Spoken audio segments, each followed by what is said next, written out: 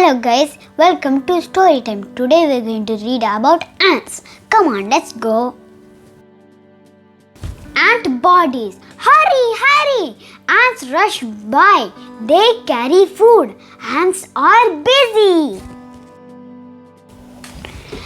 Ants have three main body parts.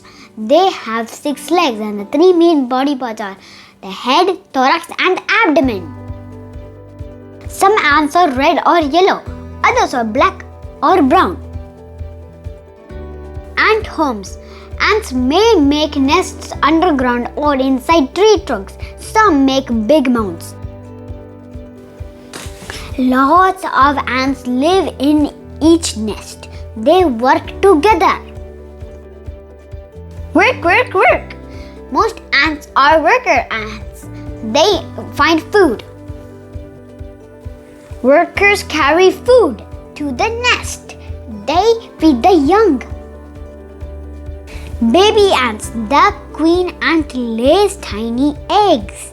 A worm-like larva grows in each egg. It wiggles out.